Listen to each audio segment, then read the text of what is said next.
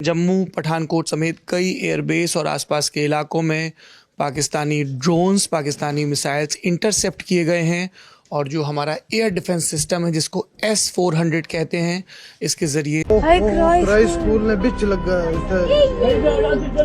पूरी बस्ती है।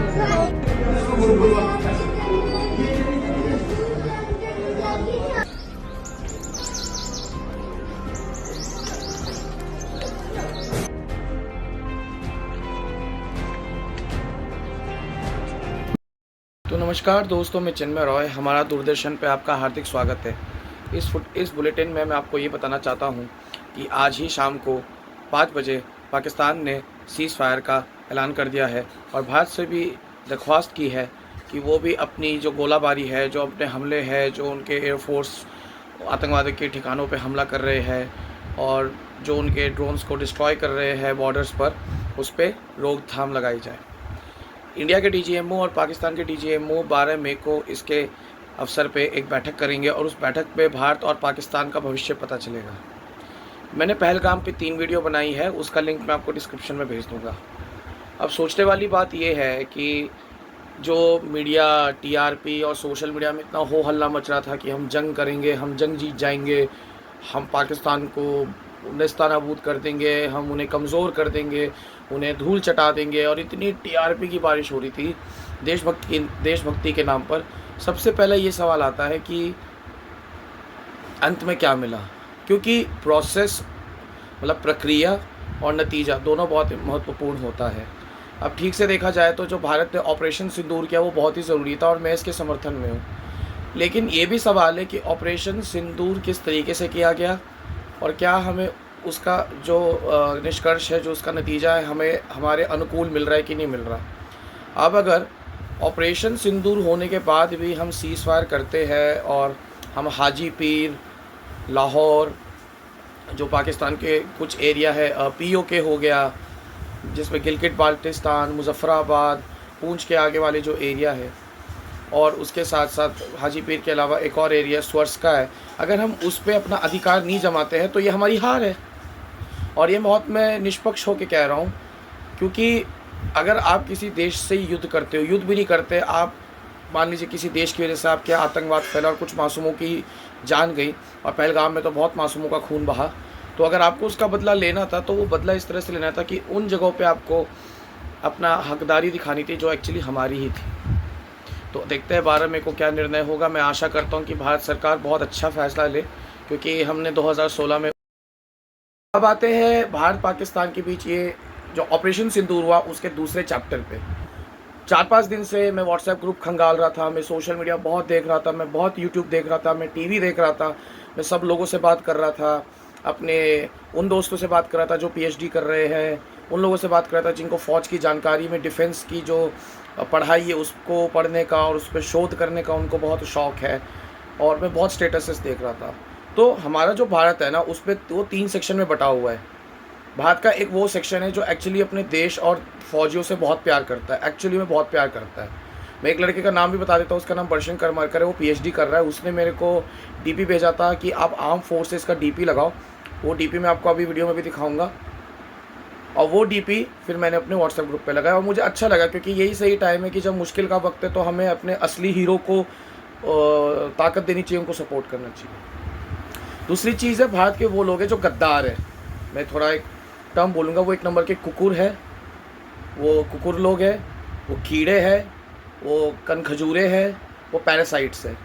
वो हमारे और आपके टैक्स पेयर के पैसों पे ऐश करते हैं, हमारे पैसों पे वो विदेश जाके बड़े बड़े विश्वविद्यालयों में स्पीचेस देते हैं फ्रीडम ऑफ स्पीच के बारे में, मुसलमानों को कैसे भारत में दबाया जा रहा है उसके खिलाफ लड़ने में, और सिर्फ माइनॉरिटीज़ के बारे में। और ये लोग का एक और काम है खूब अय्याशी करना, खूब पार्टी करना हमारे टैक्स पेयर के पैसों से, और हमेशा ये दिखाना कि भारत एक गरीब, कमज़ोर और बलहीन देश है। और ये कौन है? ये आपके हो गए इंटेलेक्चुअल्स। इंटेलेक्चुअल्स कौन होते हैं? जो आपके पंडित, स्कॉलर्स, जैसे कि आपके आचार्य, प्रोफेसर, ज़्यादातर JNU DU जामिया मिल्ला इस्लामिया के।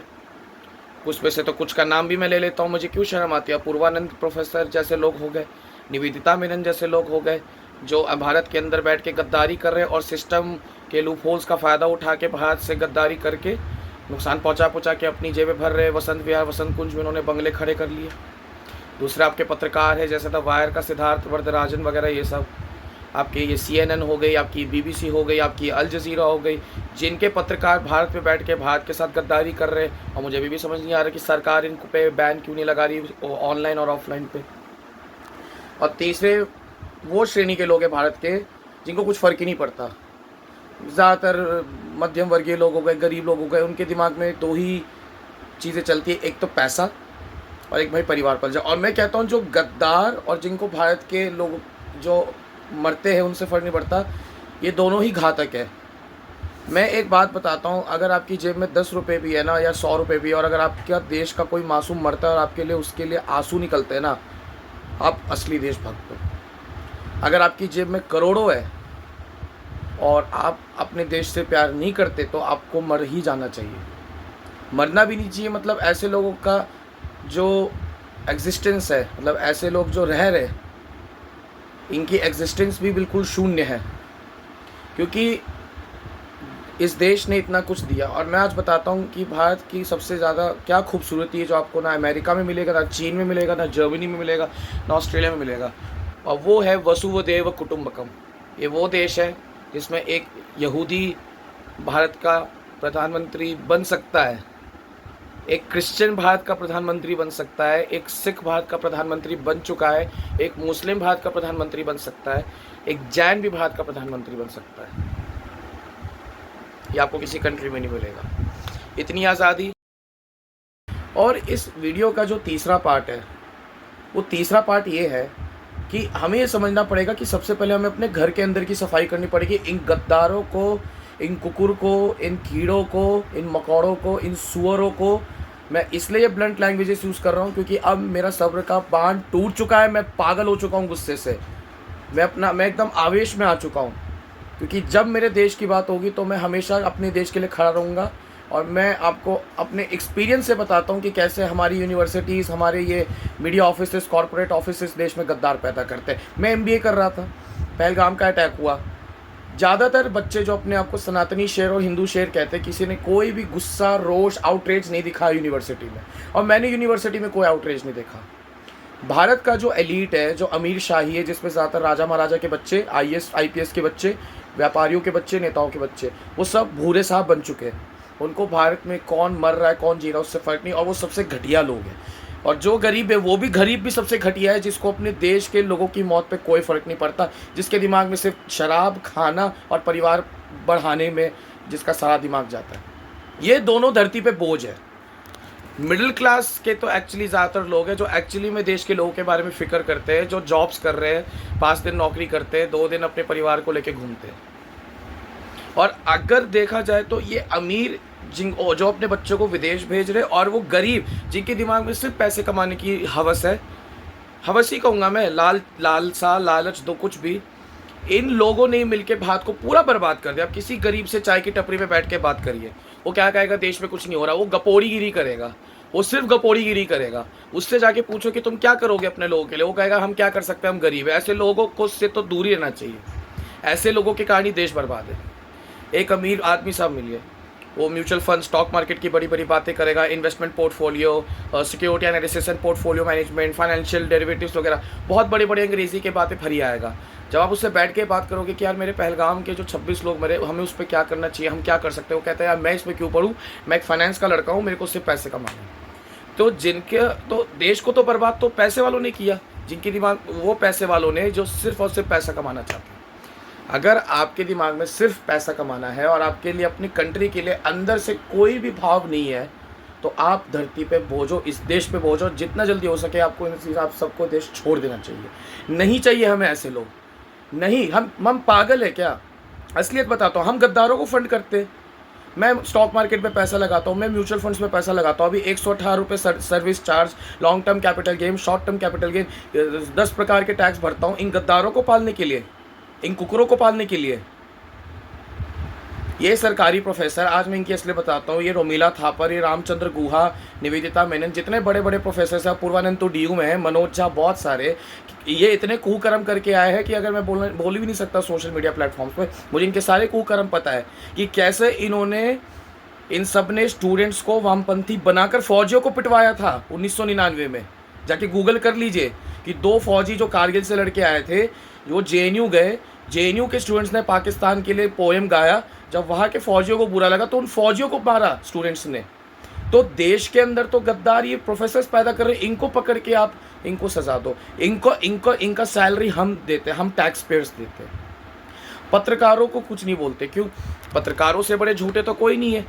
मुझे ये चैनल खोलना इसीलिए पड़ा ताकि मैं आप लोगों को सच दिखा सकूं। ज़्यादातर जो मीडिया वाले हैं वो थूक के, चाट के, माफ़ करिएगा मेरी भाषा के लिए, लेकिन जी हुजूरी कर करके और चाटुकारिता कर करके आज सब टॉप पर आ गए।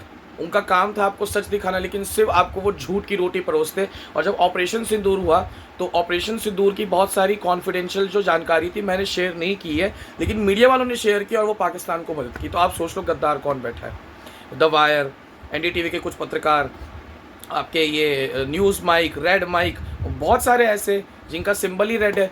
अब और न्यूज़ लॉन्ड्री अपने आप को कहेंगे वी सपोर्ट इंडिपेंडेंट जर्नलिज्म। कोई इंडिपेंडेंट नहीं है, सब वामपंथी वाली विचारधारा है, सब national school of drama, Indian institute of mass communication, JNU की पैदावार है, लेफ्ट की पैदावार है सब।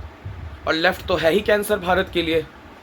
लेफ्ट माने वामपंथी विचारधारा जो लाल सलाम, मजदूर, किसान, स्टूडेंट्स की सिर्फ बातें करती है, लेकिन सबका खून चूस के लोगों के गर्दनें काट के अपनी राजनीति की रोटियां सेकती है।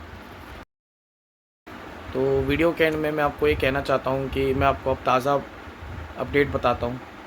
ताज़ा खबर ये है कि कर्नल सोफिया कुरैशी ने बोला कि पाकिस्तान हमारे बारे में जो झूठ फैला रहा है कि हमारे एयरफोर्स के ठिकानों पे हमला किया, मिसाइल मारा, एयरफोर्स को तबाह कर दिया, वो सब झूठ है। चाहे वो जम्मू का एयरबेस है, चाहे वो अमृतसर की तरफ है, चाहे वो बाकी जगहों की तरफ है। दूसरी चीज़ ये है कि इस बात ये साबित हो चुकी है कि ये भारत पाकिस्तान का जो युद्ध है ये एक्चुअली अंतर्राष्ट्रीय देशों का ये खेल था। और अंतर्राष्ट्रीय देश चाहते थे कि भारत पाकिस्तान की लड़ाई से भी वो वही मुनाफा कमा सके जैसे वो सीरिया की लड़ाई में कर रहे। मैं उसका एक बहुत अच्छा उदाहरण देता हूँ कि जो जेट्स यूज़ किए पाकिस्तान ने भारत के ख़िलाफ़, भारत के लोगों के ख़िलाफ़, भारत की सेना के ख़िलाफ़, वो जेट्स कौन थे? वो जेट्स है आपके J-10, जिसको मैन्युफैक्चर किया है चेंगडू एरोस्पेस कॉरपोरेशन ने, जो चाइना की है। दूसरा जेट है JF-17 थंडर, जिसको बनाया है पाकिस्तान एरोनॉटिकल कॉम्प्लेक्स ने। ये पाकिस्तान चाइना दोनों के टाइप से बना है। तीसरा F-16, जो यूनाइटेड स्टेट्स अपने घटिया क्वालिटी के F-16 पाकिस्तान को एक्सपोर्ट कर देता है, उसको निर्यात कर देता है। और वो F-16 भी यूज़ हुआ था भारत के ख़िलाफ़। और भारत ने जो जेट्स यूज़ किए वो थे राफेल, जो कि हमने फ्रांस से ख़रीदे, जो कि दुनिया विश्व के सबसे बेहतरीन फाइटर जेट्स में से एक है। अब जो विंग कमांडर व्योमकेश सिंह और कर्नल सोफिया कुरैशी ने बताया कि पाकिस्तान झूठ पे झूठ फैला रहा है, भारत पे कोई ऐसा हमला नहीं हुआ। हाँ, हमला हुआ है, लेकिन एयरबेस या आर्मी बेस पे हमला नहीं हुआ। वो हमले में भी जो मिसाइल्स यूज़ हुए थे वो चाइनीज़ मिसाइल्स PL-10 थे, और भारत के S-400 thanks to Russia. Bharat के जो ड्रोन्स है, जिसको हार्पी सुसाइड ड्रोन्स कहते हैं, जो इजराइल ने हमें दिए थे, उसकी मदद से हमने पाकिस्तान के सारी मिसाइलों और पाकिस्तान की जितनी भी एयरफोर्स अटैक्स थे उसको हमने, ड्रोन अटैक्स और मिसाइल अटैक्स को, जो बॉर्डर एरियाज़ पे वो कश्मीर से लेकर पंजाब तक, वो हमने सारे नेस्तनाबूद कर दिए। राजस्थान में भी एक टूटा हुआ मिसाइल मिला, बठिंडा में एक क्रैश प्लेन मिला। अब मंडे मीटिंग होगी और मीटिंग में ये डिसाइड होगा कि क्या होगा भारत पाकिस्तान के भविष्य अपने संबंधों को लेकर। और जितना मुझे ऐसा क्यों लगता है कि पाकिस्तान फिर से घुटने टेक देगा, और भारत के पास ये अच्छा मौका है अपना जो पुराना हिस्सा है उसको वापस कब्जाने का। लेकिन अगर भारत ने फिर समझौता कर लिया तो मैं फिर से आप लोगों को कहना चाहता हूँ कि एक नया उरी, एक नया पहलगाम, और जो अगली आतंकवादी आग लगेगी वो अब जम्मू में लगेगी, क्योंकि वो कश्मीर में नहीं लगेगी। क्योंकि पाकिस्तान की जो आवाम है, आवाम भी, और पाकिस्तान का जो नेतृत्व है, लीडरशिप है, वो समझ चुकी है कि भारत कश्मीर को लेके बहुत ज़्यादा सीरियस है। अब पाकिस्तान का अगला टारगेट, याद रखिएगा, ये जितने भी लोग कह रहे हैं कि ऑपरेशन सिंदूर के बाद कुछ नहीं होगा, अब पाकिस्तान का अगला टारगेट जम्मू है, क्योंकि वो एक हिंदू बहुल स्थान है, वहाँ पे डोगरा राजपूत ज़्यादा रहते हैं। और धीरे धीरे वहाँ भी कोशिश की जा रही कि डोगरा राजपूत और बाकी जो खत्री पंजाबी, जो ब्राह्मण हिंदू, उनको कमज़ोर कर करके वहाँ भी मुसलमानों की आबादी को बढ़ाया जाए। और इंडियन मुसलमानों की नहीं, बल्कि जो पाकिस्तान पीओके और बाहर से मुसलमान आ रहे उनकी आबादी बढ़ाकर वहाँ भी जम्मू को कब्जाने की कोशिश कर ले पाकिस्तान। तो जम्मू एक अब नया टारगेट होगा। एंड में ये कहूँगा कि ये जो भारत पाकिस्तान का युद्ध था, ये एक्चुअली अंतर्राष्ट्रीय संबंधों का खेल था और इसके पीछे बहुत ही गंदी राजनीति है। वो गंदी राजनीति इस तरह से है कि जितने भी पाकिस्तान एक देखिए गरीब देश है, उसके पास खाने को रोटी नहीं है, उसकी जितने भी ज़्यादातर नेता वो बेवकूफ़ है, वो सेना ही देश चला रही है, पूरी दुनिया जानती है। अमेरिका क्यों $1 बिलियन उस देश को देगा जिस देश ने ओसामा बिन लादेन को छुपाया? आखिर चाइना अपनी इंजीनियरिंग एक्सपर्टीज़ करके इतने सारे Chinese drones, missile, fighter jets Pakistan को क्यों देगा? क्योंकि ये सुपर पावर देश है। इनको हमदर्दी, प्रेम, मोहब्बत, दूसरी देश तरक्की करे, कॉरपोरेशन, ये सब से इनकी किताबों में लिखा होता है। असली ज़िंदगी में इनका एक ही मकसद है कि हर देश पे कब्ज़ा करो, वहाँ के रिसोर्सेस और लोगों को इस्तेमाल करके फेंक दो और अपनी ताकत बढ़ाओ। तो वो यही चाहते थे कि चीन भी यही चाहता है कि पाकिस्तान को पंप करे। अमेरिका चाहता है कि हम भारत के गद्दारों को हार्वर्ड यूनिवर्सिटी में बुलाए, येल यूनिवर्सिटी में बुलाए, इन professors, journalist, film critics, film directors और कुछ पॉलिटिशियंस भी इन्वॉल्व है, यूट्यूबर्स भी इन्वॉल्व है, समदेश भाटिया और आकाश बनर्जी जैसे लोग, जो भले ही भारत की राजनीति को बहुत ही कटाक्ष करते हैं और कहते हैं हम बहुत ही क्या बोलते हैं उसको, स्वतंत्र पत्रकार है, लेकिन है सब वामपंथी और सिर्फ उनको अमेरिका से प्यार है और अमेरिकी डॉलरों से प्यार है। तभी आप देखना। और मैं आज इन प्रोफेसर्स ने सबकी असलियत बताता हूँ। इनको भारत से कोई प्यार नहीं है, इनको अमेरिकी डॉलर्स, अपने फ़ायदे और अपनी सत्ता से और अपने ही तरक्की से प्यार है। वरना मैं आज आपको एक बात बताता हूँ, अगर भारत सरकार इतना खर्चा करती है एजुकेशन पे, तो मैक्सिमम बच्चे प्राइवेट यूनिवर्सिटीज़ क्यों जाते हैं पढ़ने के लिए, निजी विश्वविद्यालयों में क्यों जाते हैं? सरकारी विश्वविद्यालय के प्रोफेसर्स की सैलरी इतनी ज़्यादा तो है नहीं कि ये लोग बड़े बड़े घर, गाड़ियाँ खरीद सकते। कैसे खरीद पा रहे हैं? क्योंकि ये हमारे देश के जो दुश्मनी ताकत है उनके साथ साठ घाट करके, दलाली करके पैसा कमाते हैं। अगर आपको मेरी बातें सारी झूठ लगती है तो प्रोफेसर अपूर्वानंद का आप एक बार वीडियो देखना था वायर पे, जब अभी उनको भारत सरकार ने मना किया हार्वर्ड जाके स्पीच देने पे। और मनोज झा, राहुल गांधी, सिद्धार्थ वरदराजन, जितने भी ये सारे लोग हैं, ये रशिया क्यों नहीं जाते? क्योंकि जो वामपंथी विचारधारा की दुहाई दे के ये लोग बीजेपी को हिंदू आतंकवाद और बीजेपी और मोदी को हिटलर और बीजेपी को क्या कहते हैं हिंदू तानाशाही ये लोग फैला रहे, मुसलमानों को दबा रहे, ऐसे ऐसे झूठ फैलाते हैं। सच बात तो ये है कि रशिया में बोलने की आज़ादी है ही नहीं। अगर ये सारे इंटेलेक्चुअल्स रशिया जाएंगे तो इनकी लाशें भी नहीं मिलेगी, जो कि बात सच बोल रहा हूँ मैं, ये गायब हो जाएंगे ये लोग। तो जो फ्रीडम ऑफ स्पीच है, जो अमन की आशा है, वो सारी बातें वही जाके करते हैं बस अमेरिका जाके।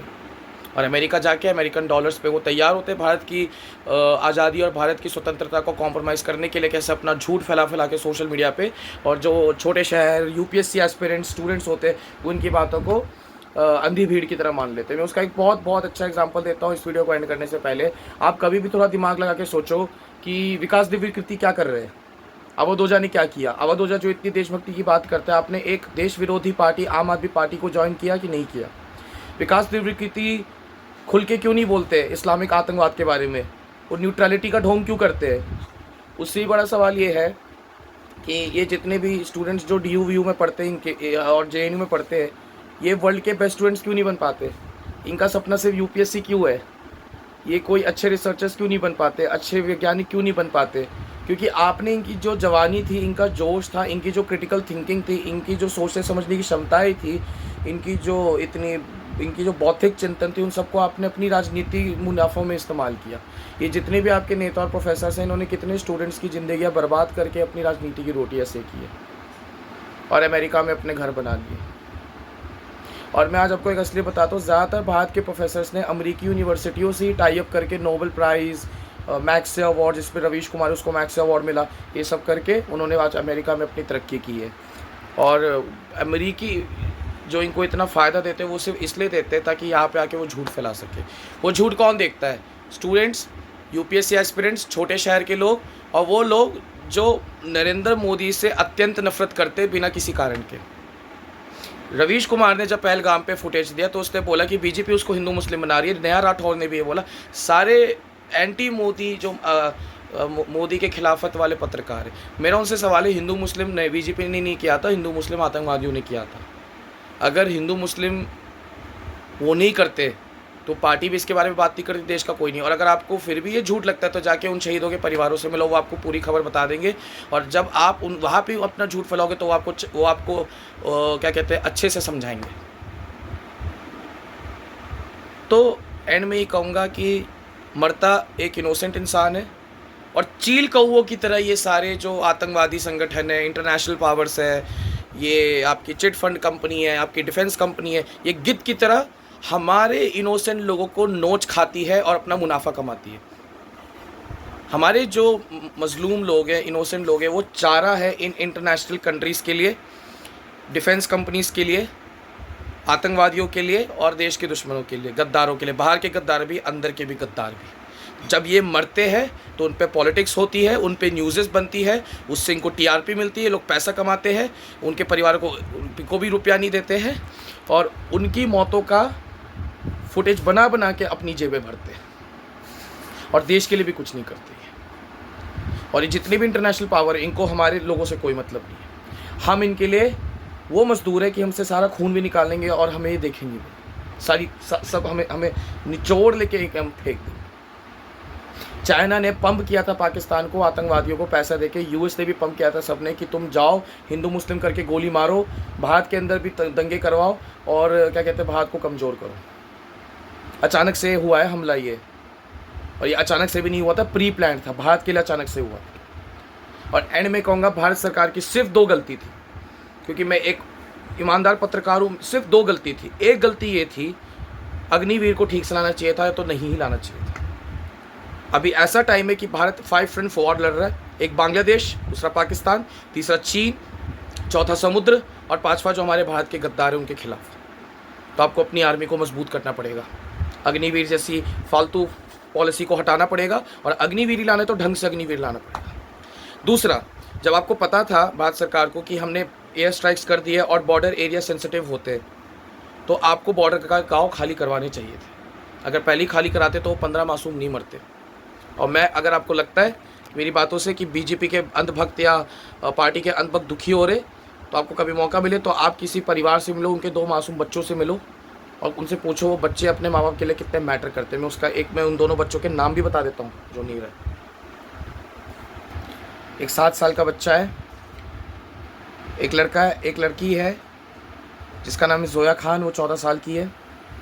एक लड़का है जो वो पुंछ में जो पाकिस्तानी कायर और कुकुर ने जो मिसाइल हमला किया, जैन खान वो लड़का मरा जिसकी उम्र 12 साल है। और भी मैं लोगों के नाम बताता हूँ जो नहीं रहा, ताकि हिंदुस्तानी लोगों को पता चलना चाहिए कि मीडिया जो टीआरपी कर रही है, वो टीआरपी में पुंछ में जो लोग मरे उनके बारे में जो नहीं बताए ठीक से। इन्फॉर्मेशन वॉरफेयर अच्छी बात है, लेकिन हमें उन लोगों के बारे में पता चलना चाहिए जो नहीं रहे। क्यों? और मीडिया ने आपको ज़्यादा क्यों नहीं बताया? ताकि वो वफादारी और चाटुकारिता अच्छे से कर सके। लेकिन वफादारी चाटुकारिता में भी एक फ़र्क होता है। और भी लोग मरे, अमृत सिंह, रंजीत सिंह, लॉन्स नायक, दिनेश कुमार जिनकी कुछ ही दिनों पहले शादी हुई थी। एक और माइनर मरा जिनका नाम है विहान भार्गव, वो 13 साल का है। और उसके बाद एक लड़की है क्या बोलते हैं, मरियम खातून, वो 7 साल की बच्ची थी, वो भी मर गई पाकिस्तान शेलिंग्स में। और पाकिस्तान कहते हैं कि हम मुसलमानों के सगे, पाकिस्तानी किसी के सगे नहीं है, किसी के नहीं, मुसलमानों के भी नहीं। और जो इनकी बहन है ईरम नाज, वो अभी इंजर्ड है, वो अभी अस्पताल में। तो अब मुझे बताइए, ये जो लोग मरे इनकी क्या गलती थी? पहलगाम में भी जो लोग मरे उनकी क्या गलती थी? उनकी कोई गलती नहीं थी। उनकी गलती ये थी कि वो लोग इस देश में हैं जिस देश में पावर उनके हाथ में, जो कुछ नहीं करना चाहते। और मैं एंड में कहूँगा, जब तक आप आईएएस को, मिनिस्ट्री ऑफ डिफेंस और मिनिस्ट्री ऑफ होम अफेयर्स से आईएएस लोगों को उखाड़ के नहीं फेंकोगे, अच्छे और प्रोफेशनल्स को नहीं लाओगे, 10 पहलगाम होंगे, 10 उरी होंगे, 10 26/11 होंगे, ये हमें मारते रहेंगे, हमारे लोगों का खून बहाते रहेंगे। और इंटरनेशनल पावर्स क्या कहते हैं, उस पर रोटियां सेक के अपना पैसा कमाएंगी थ्रू डिफेंस कंपनीज, थ्रू आपका क्या कहते हैं मिसाइल कंपनीज, और थ्रू आपका फाइनेंस कंपनीज। तो मैं खुश हूँ, इजराइल भारत का सपोर्ट कर रहा है। इजराइल भी चाइना से चिड़ा हुआ है, और मैं आज ही प्रिडिक्शन कर देता हूँ, चाइना भारत को अब बहुत ज़्यादा डिफेंस में हेल्प करेगा, रक्षा में मदद करेगा, हमें और ड्रोन देगा, हमें और मिसाइलें देगा, हमें और विमान के उपकरण देगा, हमारे उपकरण बनाने में भी मदद करेगा इजराइल। क्योंकि इजराइल भारत का साथ देकर, क्योंकि इजराइल एक छोटा देश है, उसे पता है वो चीन से नहीं लड़ सकता, तो इजराइल भारत को ताकत दे के, भारत का समर्थन दे के वो चीन को मारेगा, और भारत और इजराइल मिलके दोनों चीन को मारेंगे, क्योंकि पाकिस्तान एक प्रॉक्सी देश है, उसमें दम नहीं है खुद से लड़ने का। अगर पाकिस्तान हमें आंखें दिखा पा रहा है वो सिर्फ चीन की वजह से और यूएस के पैसों की वजह से। और मैं एंड में ही कहूँगा कि अगर हमें साथ देना है तो पाकिस्तान को पूर्ण रूप से बॉयकॉट करना पड़ेगा, यूट्यूब पे भी, सोशल मीडिया पे भी, इंटरनेशनल लेवल पे भी, टूरिज्म लेवल पे भी, हर जगह पे भी। आप देख सकते हो कि हमने देखा क्या हुआ, एक पाकिस्तानी बंदा जम्मू कश्मीर में कांस्टेबल बन गया और एक सीआरपीएफ जवान की बीवी पाकिस्तानी निकली। आज के लिए इतना ही, धन्यवाद।